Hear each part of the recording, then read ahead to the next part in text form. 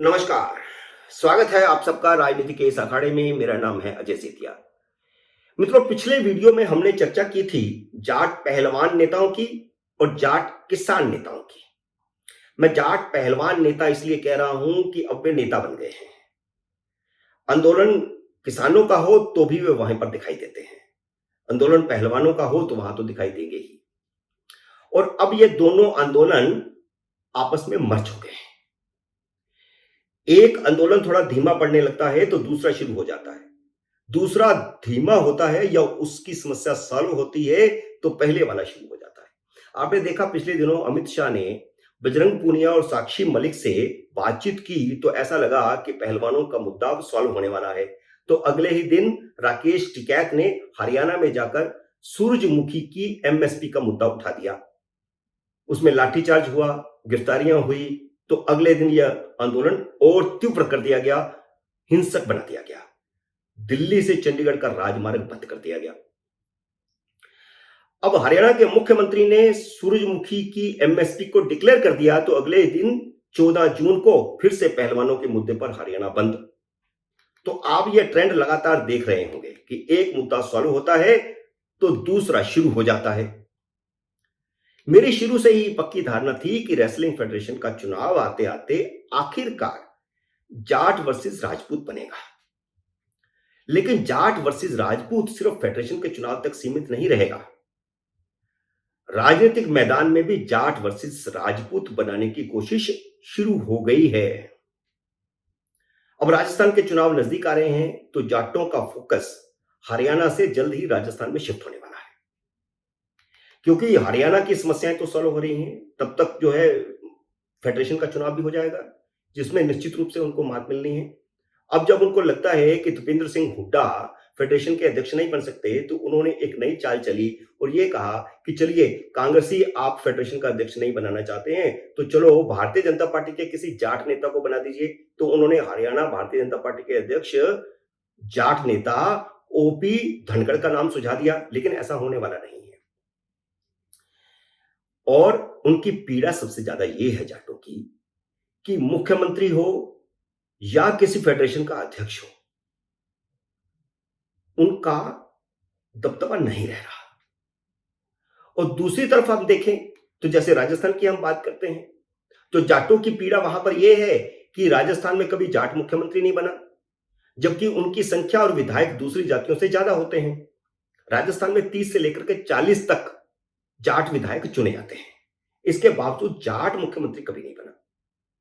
दूसरी तरफ संख्या कम होने के बावजूद राजपूत राजस्थान में मुख्यमंत्री बन जाता है, भैरव सिंह शेखावत वहां मुख्यमंत्री बने, और यूपी में भी बन जाता है। यूपी में यह है कि राजपूत बिखरा हुआ है, सब जगह पर है, लेकिन जाट का एक पॉकेट है पश्चिमी उत्तर प्रदेश। इसलिए बार बार यह भी बात उठती है कि पश्चिमी उत्तर प्रदेश को अलग बनाकर करके एक राज्य बना करके जाटलैंड बना दिया जाए। और यूपी में जाट अगर एक बार मुख्यमंत्री बना तो वह कांग्रेस से बाहर निकलकर बना चौधरी चरण सिंह, वह मुख्यमंत्री रह चुके हैं। जबकि दूसरी तरफ अगर हम देखें तो राजपूत सिर्फ 2% होने के बावजूद 2 मुख्यमंत्री बन चुके हैं। पहले भारतीय जनता पार्टी ने राजनाथ सिंह को बनाया और अब योगी आदित्यनाथ मुख्यमंत्री हैं। तो अब ये कैसे हो कि जाट मुख्यमंत्री बने, कि ये पूरी जो पॉकेट है, हरियाणा पूरा, राजस्थान लगभग पूरा बिखरा हुआ है जाट वहां पर, और उत्तर प्रदेश की ये पॉकेट। तो इसलिए ये बार बार ये मुद्दा उठ रहा है कि जाट पिछड़ क्यों गए, राजनीति में पिछड़ क्यों गए। तो इसकी बेसिक वजह यह है कि हरियाणा हो, राजस्थान हो या यूपी हो, जाट मोटे तौर पर हमेशा कांग्रेस के साथ रहा है। जैसा कि मैंने पहले बताया कि चौधरी चरण सिंह भी कांग्रेस में थे, जब वे कांग्रेस से निकले तब जाकर के मुख्यमंत्री बन पाए। हरियाणा में जरूर जाट मुख्यमंत्री बनते रहे कांग्रेस के। और दूसरी तरफ राजस्थान हो या हरियाणा हो या यूपी हो, राजपूत हमेशा भारतीय जनता पार्टी के साथ रहा है। यूपी में अभी भी 18 राजपूत विधायक हैं और सभी के सभी भारतीय जनता पार्टी के हैं, दूसरे दलों का कोई राजपूत विधायक नहीं है।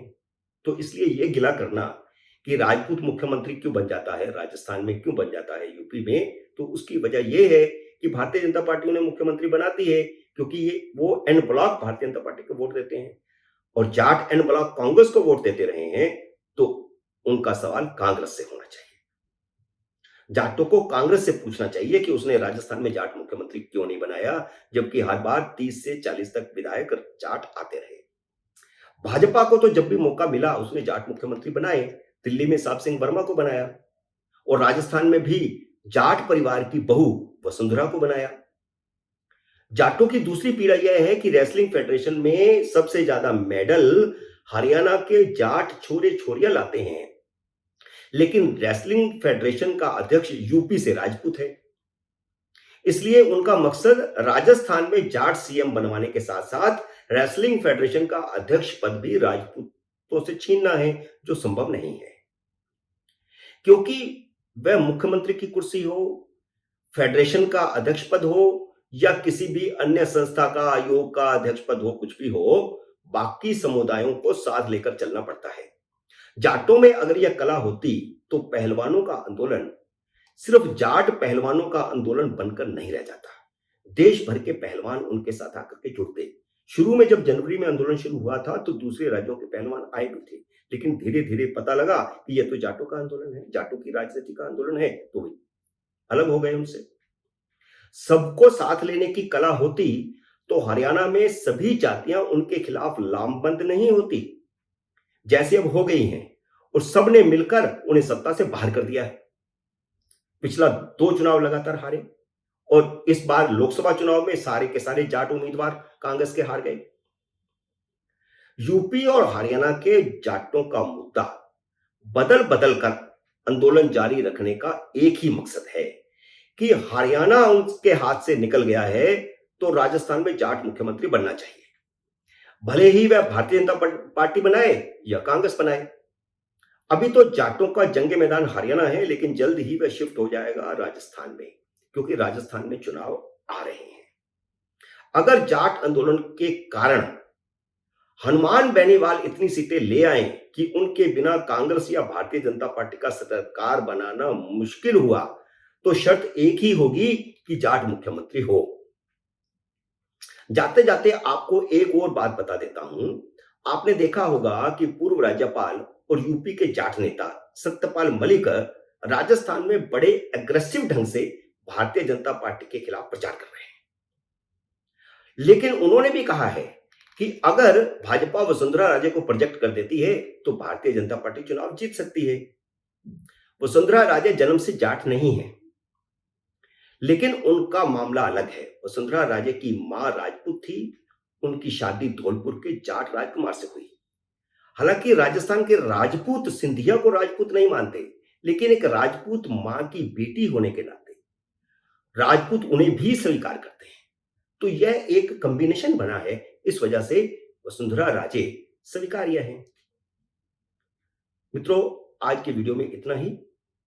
मुझे उम्मीद है कि मेरा यह विश्लेषण आपको पसंद आया होगा। मेरे वीडियो को लाइक और शेयर कीजिए, और अगर आपने अभी तक मेरे इस YouTube चैनल को सब्सक्राइब नहीं किया तो कृपया सब्सक्राइब करके अपना आशीर्वाद दीजिए और घंटी का बटन भी दबा दीजिए, ताकि जैसे ही मेरा नया वीडियो आए आपको सूचना आए। जल्द ही मिलते हैं नए वीडियो में नए विषय के साथ। तब तक नमस्कार।